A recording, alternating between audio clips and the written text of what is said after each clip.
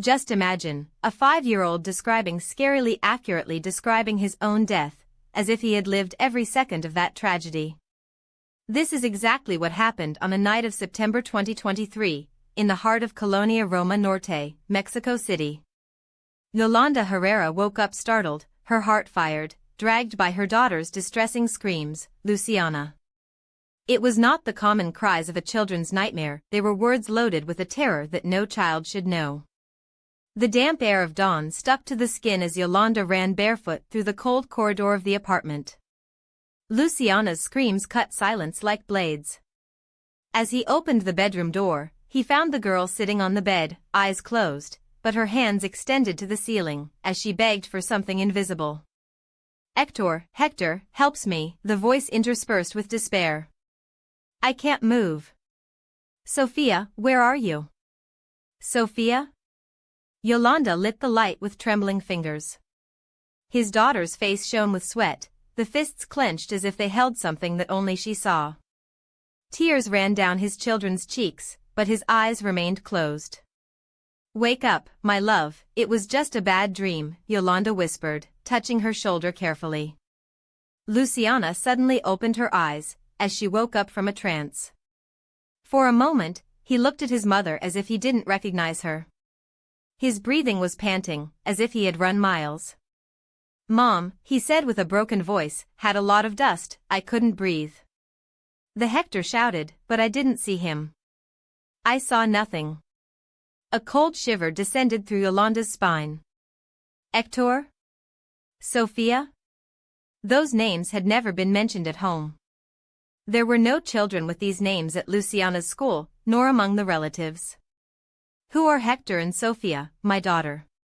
He asked, sitting on the edge of the bed. Luciana stared at her with those deep brown eyes for such a young child. They are my work friends, mother. We were together when everything collapsed. Work? A 5-year-old girl talking about work? Yolanda hugged her daughter, feeling the small body shake between her arms. The smell of childish fear mixed with something more, a strange presence, as if other people's memories had invaded that room. It was just a nightmare, my love. It has passed, he tried to reassure, but Luciana walked away lightly, with a look that did not belong to a child. It was the look of who had witnessed the worst. It wasn't a dream, mother. I was there. The building swayed non-stop, and then everything fell. There was a lady crying and a man with blood on her head. Luciana touched her forehead. Here. He had blood here. Yolanda felt the air miss. His daughter described scenes of destruction with clarity that no child should have. And the most disturbing was the naturalness with which I was talking, as if revolving something that had really happened. When was that, my angel? He asked, the voice almost a whisper. It's been a long time, mother. When I was big and worked in an office with very high windows. I liked to see the trees on my table. Yolanda's heart was hitting so hard that she was sure Luciana could hear. His daughter had never worked in an office, had never seen the world of high windows. They lived in a ground-floor apartment, and Luciana had turned 5 in the previous month. That night, Yolanda couldn't close his eyes. He woken up, listening to his daughter's quiet breath in the next room, as her words echoed in her mind, Hector, Sofia, everything collapsed. She did not know, but that nightmare was just the first indication of a tragedy buried under the streets of Mexico City, a tragedy 38 years earlier, on September 19, 1985, when the earth trembled and swallowed thousands of lives in seconds. In the following days, Yolanda tried to maintain the routine, wake up at 6, prepare a pan with cinnamon, take Luciana to Montessori school at Rua Orzaba and follow to work on the accounting of a small fabric factory. But as he moved the sugar in the clay cup, he couldn't take his eyes off his daughter. Luciana ate her quesadillas pumpkin flour with the same innocence as usual, played with the dolls, laughed when her father, Carlos, tickled her before going to the mechanical workshop. Everything seemed normal, too normal, as if the screams of that night were just a hallucin. Yolanda action. Perhaps it was just a very alive dream, he repeated herself as she drove down the central axis. Children have a lot of imagination. But calm lasted exactly 6 days. On Tuesday afternoon, while Yolanda prepared tortilla soup on the stove, Luciana ran from the room with a paper in her hand. "Look, Mom. I drew my other family," said proudly, extending the sheet. Yolanda dropped the wooden spoon in the pan. In the drawing, it wasn't her, Carlos and Luciana. Instead, 3 adult figures, a woman with long hair and blue dress, a man in a red tie and another smaller woman with glasses. "Who are they, my love?" he asked, trying to disguise the tremor in his voice. "They are Sofia, Hector and Dona Carmen," said Luciana, as if it were obvious. "We worked together on the 11th floor. Carmen always carried oat cookies to Fridays." Another shiver traveled Yolanda. The same names, now with one more, Carmen. "And where did you work, my daughter?" Luciana climbed into a chair to get her glass of water. "In a very high building, near the cathedral. There was a lot of windows, and my table I saw the park trees. I liked to arrive early not to get the full elevator." The words came out of the girl's mouth with a terrifying naturalness. His 5-year-old daughter was talking about elevators, working hours, and office colleagues like an adult recalling her routine. Yolanda felt the floor disappear under his feet. Something was very wrong, and she was about to find that Mexico City kept much deeper secrets than imagined. Yolanda felt the air escape from his lungs as if he had punched his stomach. The hand of Luciana, small, wet of sweat, squeezed hers with a force that did not match her delicate fingers. It was not possible. It could not be coincidence. Those words, that gesture, the accuracy with which the girl pointed to the building was all too much to be the result of a childish imagination or forgotten television show. "Me love." Yolanda tried to keep his voice firm, but the words came out. "How do you know the elevator was? How do you remember the floor number?" Luciana did not deflect her eyes from the building. His expression was such an intense concentration that it seemed that at any time the concrete walls would open to reveal a secret kept for decades. "Because I climbed every day," he said, as if he was explaining something obvious. "And sometimes the elevator took time, so I told the floors while waiting. The 11 was mine." She paused, and her lips trembled slightly. "Only one day." One day he didn't stop at 11. Yolanda felt his legs weakened. That was not the voice of a 5-year-old child. It was the voice of someone who had lived something so traumatic that terror still echoed in each syllable. She knelt on the sidewalk, ignoring the hasty people, the sellers who shouted their offers, the noise of the cars on Avenida Madero. He needed to look into his daughter's eyes. "I needed to see." "Luciana, listen to me," he said, holding the girl's face between her hands. "You're safe now. Nothing will happen. But tell me, what else do you remember?" Luciana's eyes filled with tears, but they were not tears of a child scared with a nightmare. They were tears of someone who knew. "I remember the noise," he whispered. "First it was a creak, as if the building was tired. Then it all started to swing. Things fell from the tables. The papers flew. Sofia shouted. The Hector tried to hold the door, but she swallowed hard. Everything was black. And when I woke up, I was as me." Yolanda closed his eyes for a second, trying to sue. "Sofia. Hector. The same names as the drawing. The same names your daughter should not know." "And Carmen?"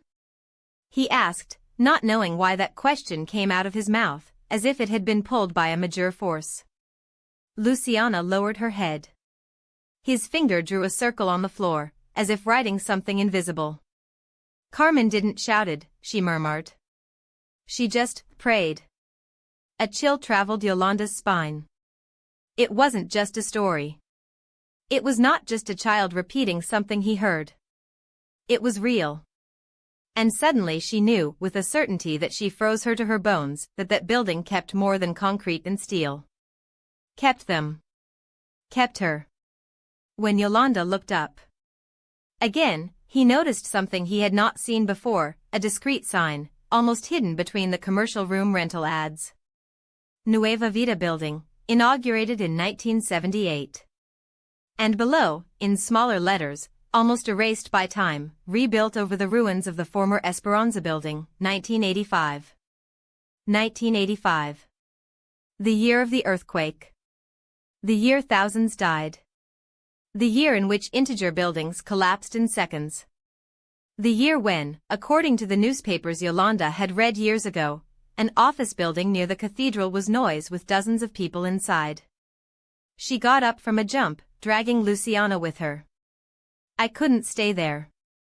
Not now. Not with her daughter shaking in her arms, as if the past were about to swallow them both. Let's go, said the voice broken by the urgency. Let's go now. But as they walked away, Yolanda failed to avoid one last look back. And he swore for everything that was sacred that, for a second, behind those dark windows of the 10th first floor, saw something move. As if someone was looking at them. As if someone was waiting. Yolanda hesitated, his fingers squeezing the handle of the bag where he kept the printed page as if it were a forbidden confession. The afternoon light fell oblique over the courtyard of the kinder, painting long shadows on the faces of the children who ran between shouts of joy. Everything seemed so normal. So safe. But she knew that, under that routine facade, something twisted, something she could no longer ignore. Esperanza. His voice came out lower than he intended, almost swallowed by the noise of the children. Do you believe that sometimes people can come back? The neighbor frowned, but not with disdain. His eyes, marked by decades of prayers and candles on saints, shone with a curiosity that Yolanda did not expect. Back like Mija? Esperanza adjusted the market bags on her arm, approaching as if they shared a secret. Do you talk about penalty souls? Or from? He lowers his voice even more, almost in a whisper. Reincarnation? The word echoed between them as a shot. Yolanda felt his heart trigger. It was not superstition what haunted it, it was something more concrete, more cruel. But before he could answer, Luciana appeared running, the curls disheveled by the wind, the backpack swinging on the back. Mommy! He shouted, throwing himself in his arms with a force that almost unbalanced her. Today Aunt Marissa said that tomorrow we will make cupcakes. Yolanda hugged her with an intensity that made the girl move away, surprised. Are you okay, Mom? Luciana touched her face, the cold little fingers like ice. You're pale. Yes, my love, he lied, running his hand through his daughter's hair, as if he could erase the memories that lived there. Are we going home? Esperanza watched them with a penetrating look, as if to see beyond the words. Before saying goodbye, he held Yolanda's arm with an unexpected force. Mija, he murmured, so low that only she could hear. If it's serious, go talk to Don Evaristo.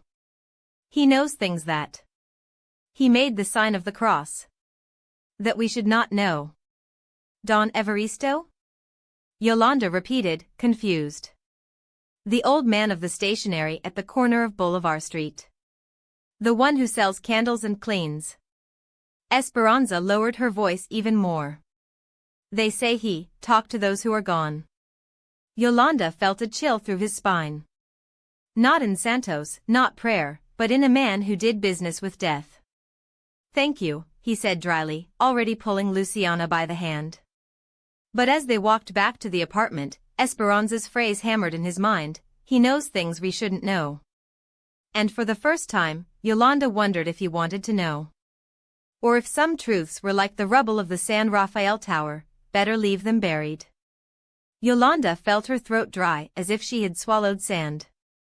Those eyes deep, marked by decades of undressed tears, stared at her with an intensity that made her doubt of every word that had rehearsed on the way. But there was no return. Not after seeing her daughter acknowledges a face she should never have seen. Not after hearing a 5-year-old describing details that not even she, adult, knew. Madam.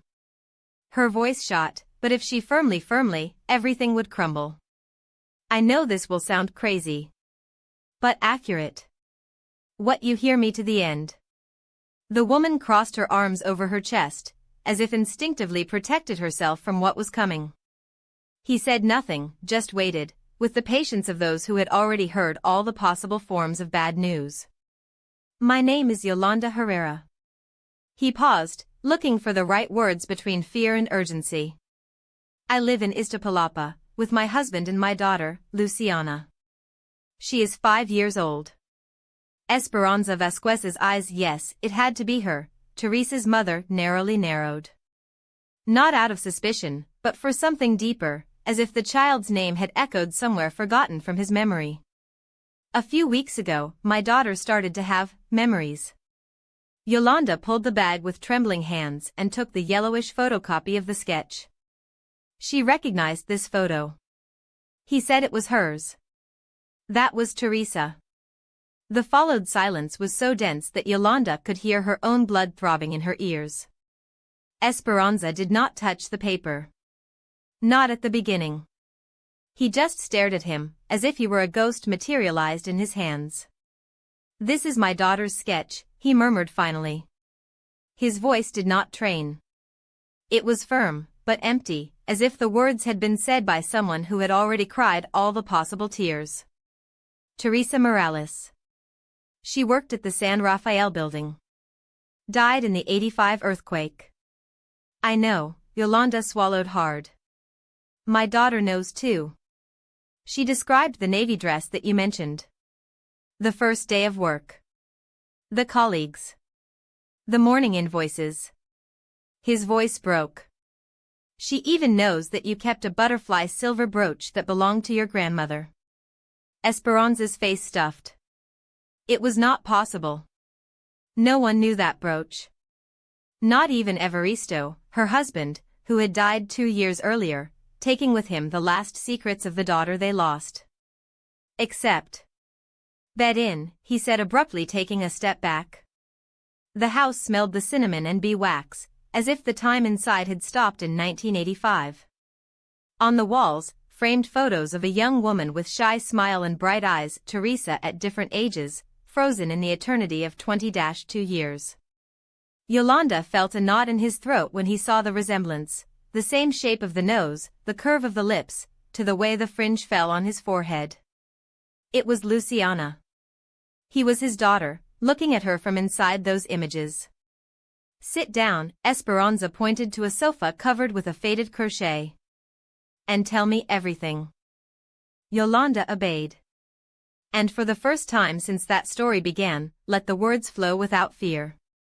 He spoke of the photo, the impossible details, the way Luciana had looked at the sketch as if looking at a mirror. He spoke of Carlos's fear, of the nights in course, the feeling that something or someone was trying to tell him something through his own daughter. When he finished, Esperanza didn't cry. It only held the butterfly silver brooch, spinning it slowly, as if he could unravel the mystery that no religion, no science, no logic could explain. My daughter had a birthmark here, she played slightly below the left collarbone. A small crescent moon stain. The doctors said it was rare. Yolanda felt the world turn. Because Luciana had exactly the same brand. In the same place. And no one but her and Carlos knew that. The door opened even before Luciana touched the bell. And when the girl came in, Esperanza released a stuffy scream, as if she had seen a ghost materialize before her eyes. It was not just the resemblance in the features, it was the way Luciana leaned her head when smiling, the way her fingers played with the blue dress bar, identical to what Teresa wore in the photo about Repisa. It was as if time has doubled over himself, bringing back what the earthquake had taken. Mama. Luciana whispered, her eyes fixed on the altar. It was not a question, nor a recognition. It was something deeper, as if a sleeping memory had been awakened by the smell of Alia's coffee, the sound of the voices that echoed in the room, by the presence of that woman whose face, although aged by pain, was strangely familiar to her. Esperanza fell to his knees. Not for weakness, but for a mixture of terror and sacred ecstasy, as if they were in the face of a miracle that did not dare to name. His lips moved in a silent prayer as the tears dripped unmitigated. Stunned, Carlos tried to hold Yolanda by the arm, but she was already kneeling next to Luciana, her trembling hands holding her daughter as if she feared she could disappear at any moment. Tearsting. Esperanza reached out, without touching, as if contact could break the charm. "Iris too, menina?" Luciana did not respond with words. Instead, he walked slowly to the altar, his light steps like those of someone who knows every inch of that floor. He stopped before Teresa's photo, and then, as if moved by a force beyond herself, she reached out and touched the golden heart that hung from Esperanza's hand. "This is mine," he said, with a certainty that he didn't belong to a 5-year-old child. "I lost him the day he toured it all." The following silence was so dense that it seemed possible to cut it with a knife. Carlos swallowed hard, his eyes jumping between his daughter, kneeling wife and necklace that Luciana now holds on her chest, as if he were a lost piece of her own soul. "Dios mío," Esperanza covered her mouth with her hands. "Dios mío, es ella." Yolanda could not breathe. It was not possible. It couldn't be.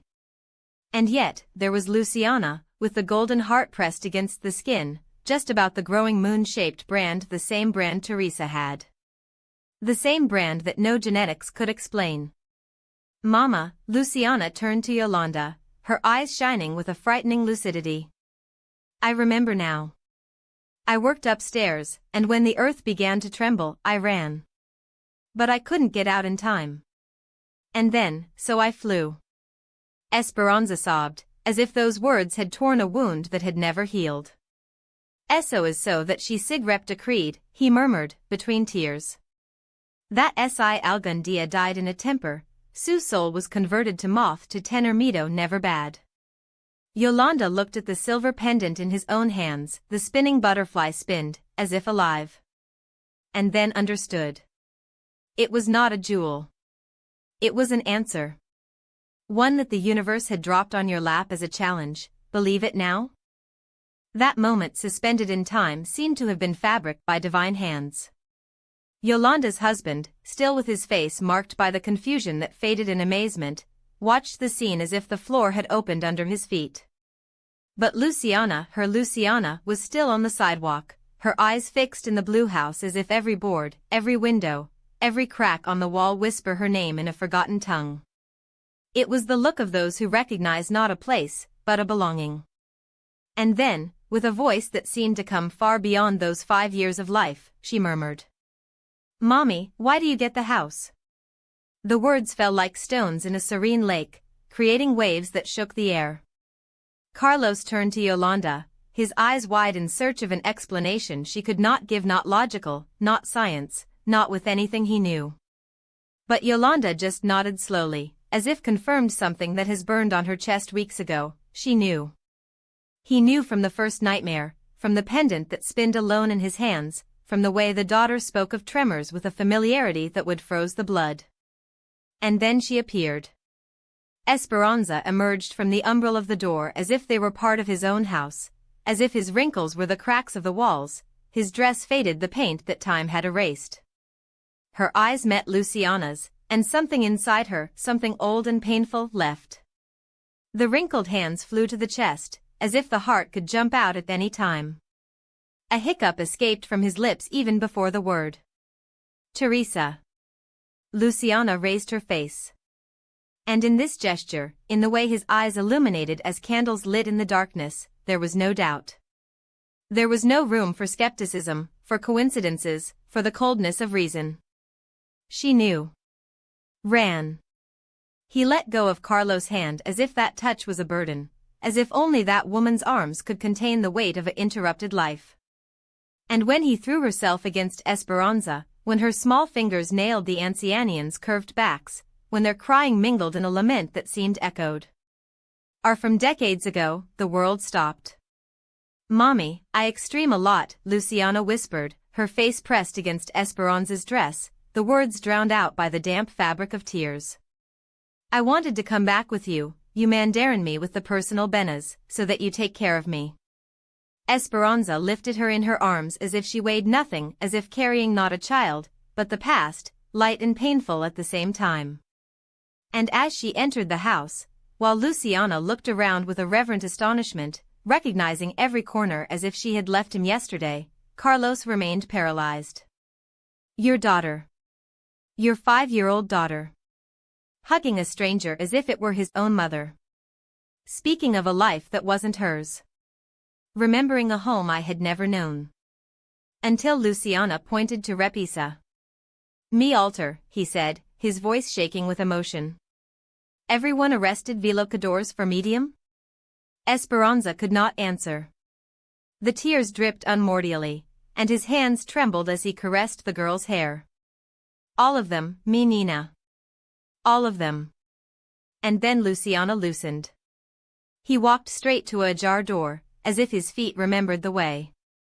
A simple question, loaded with eternity. Do you see mi cuarto? The silence that followed was sacred. That room, intact for decades, was a sanctuary. The bed with faded pink quilt. The player with the framed mirror, where time had left his mark in each stripe. The photos covered with photos of a young woman who smiled at the camera as if she knew that one day she would come back. Luciana went straight to the first drawer. He opened it with the confidence of those who had done so 1,000 times. Dowel is it me collar? He asked, rolling between objects urgently. El del Corazonito. Esperanza took the same necklace from her pocket she had shown Yolanda hours earlier. The same as Yola had held between his fingers, feeling him pulsate like a living heart. This collar, me love, said, the voice broken. Luciana recognized him even before touching him. His eyes filled with a glow that was not just joy, but memory. He reached out his small hands, shaking. See. Me collar favorite. Lo lu regast cuando I worked work. Decía that would give me suerte. Esperanza put him on his neck with fingers that trembled like leaves in the wind. The dye rested over Luciana's skin as if he had always been there. As if waited, patient, for this exact moment. Why do not meet cuando if cayo el edificio, mommy? Asked the girl, caressing the metal tenderly. Esperanza smiled through her tears. In the sea, mi Nina. At a time, stabs waiting for what they return. Avisas, al awakening con el sol filtrandos and between los curtains, Yolanda is up to her all happy being a sueño tejido by el dolor y la nostalgia. Pero besides customs if he posed on the small altar of La Sala, were photographs of Teresa y Hope, Jobines y Sonrientes, comparsion Elmi milestone of tall. Los fresh flowers that Luciana puts each week, she aroma the copal that on impregnates los rinchones de la casa, and the way she is la late cariciaba el rostro de la nina as he supires something that Los Dimas ignores, no era suno. It was a milagro written with tears ink y fe, a milagro that breathes his side every noche, which Rhea the crystalline laughing of Teresa of Sorprendia. Signs thinking about also that paso? He preaches Carlos with frecuencia, mientras el vapor del café is entangled between sus fingers. Sus ojos, formerly frios, and calculators, ahora brillaban by una chispa that Yolanda in reconoce. It was la misma mirada that I have the first time, habik to Luciana in the sus brazos y la nina, from only 3 años, lu susurro al ode, papa, in the tengas miedo. Yo ya conoce. All of it, said Yolanda, removing el azucar with lentitud. Pero ya no es una herida abierta. Ahora and how to remember a wide abrazo, one of ESS that day on el sol templed. Carlos había cambiado. El hombre that formerly the world con reglas and numbers ahora hablaba of intertwined destinations and promises that trascendan la piel. In the había religious vuelto I would make it brought that los santos in los altars were spiritual spirit pero accompanies the hope for the misa los domingos, not by ablution, bell because it was understood that hay truths that in the head and formulas. Una afternoon, mientra. watched Luciana run between the swings of the park, chasing butterflies as if they knew they were messengers. Carlos confessed to Yolanda what was most shocked. What I can't get out of my head is that she not only remembered Teresa, she remembered having chosen to return. As if love were a magnet so powerful that even death could resist. It was true. In each conversation, in each drawing with crayons where Mommy Yolanda, Papi Carlos appeared in a figure with a blue dress that Luciana called me before, the girl insisted on the same thing: you needed a lot of love, and I had a lot of saved. That's why I came. It was not the fantasy of lonely childhood, it was the quiet certainty of who knows that he has crossed an invisible bridge. Esperanza was no longer the visit of Sundays. It was Grandmother Teresa, as Luciana had renamed her the day that, pointing out an old photo, he exclaimed, "I am with your hair, Abu."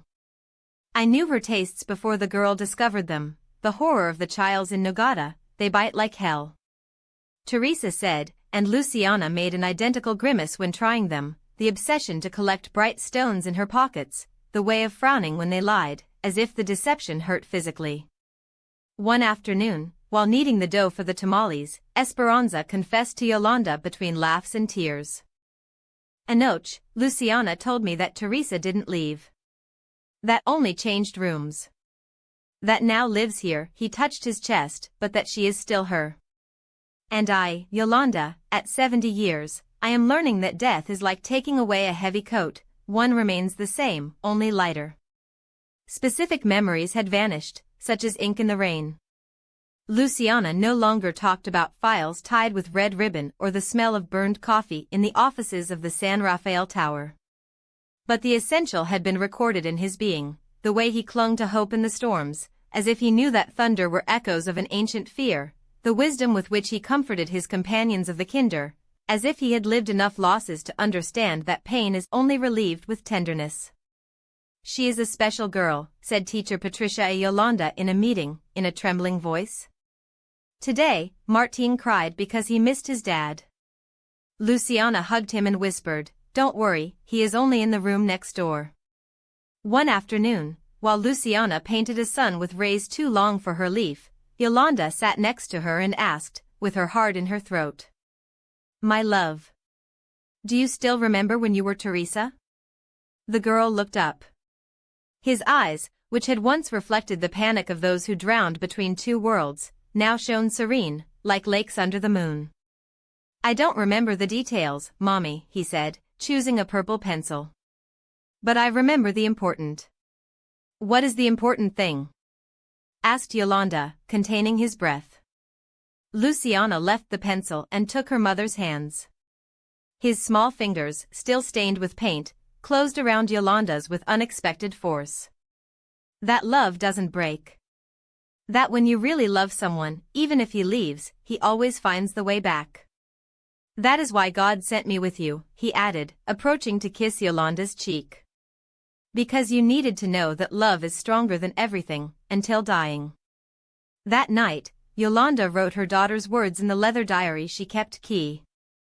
Each page was a testimony, dates, phrases, everyday miracles. "I knew that one day, when the skepticism of the world tried to erase its history, those lines would be proof that the impossible sometimes dresses in normality and walks between us, taking chamomile tea and leaving traces of light."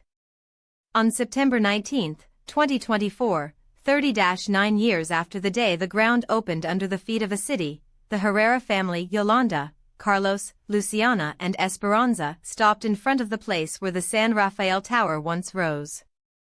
Now it was a small park, with wooden banks and a bronze monument where the names of the disappeared shone under the sun. Luciana, with her yellow dress and the braids that Esperanza had made that morning, deposited a Simpasakil bouquet at the foot of the plate. Then, he closed his eyes and muttered something that only the wind could carry. "What did you say, my life?" asked Hope, drying a fleeting tear. "Thank you," Luciana replied, smiling. "Thanks for letting me return." On the return subway, while the city paraded after fogged crystals, Luciana fell asleep on Yolanda's shoulder. Esperanza, sitting in front of them, watched them with a smile that illuminated more than the blinking lights of the car. Do you know what I think, Yolanda? He whispered, as if he was afraid to wake up the girl. I think my Teresa fulfilled her promise. Not only did he come back to tell us that love does not die. He came back to show it to us. So that we knew that families are not lost, they only change shape. That miracles are not things that happen to people, but things that people do when they love enough. Carlos, who until then had remained silent, nodded. His eyes, reflecting the lights of the city that spread like a mantle of fallen stars, shone with a new certainty. And he also taught us something else, he said, squeezing Yolanda's hand. That we are more than this body, more than these years counted. That there is something in us, he his chest, that neither earthquakes, nor time, nor death can be dragged. Today, Luciana is 6 years old. At school, the other children call her La Nina del Milagro, although for her teachers she is simply the student who always shares her snack and who, on rainy days, looks at the sky as if waiting for greetings. But for those who really know her, for whom they have seen how her little hands cradle the face of hope with the same tenderness with which Teresa did it decades ago, she is something else. It is the living proof that love does not give up, that the souls that are recognized find the way to return, even if she has to dress in childhood, new laughter and a heart necklace that waited almost 40 years to beat again. The nights at the Herrera house are calm. Sometimes, when silence becomes complicit, Esperanza leans towards Yolanda and asks, pointing to Luciana, who sleeps hugged her teddy bear. Do you think Teresa was the only one who returned? And Yolanda, observing how her daughter's chest goes up and down with the peace of who knows that she is exactly where she should be, always responds the same. I think love always finds a way to return home. Because this is not just the story of a girl who remembered another life.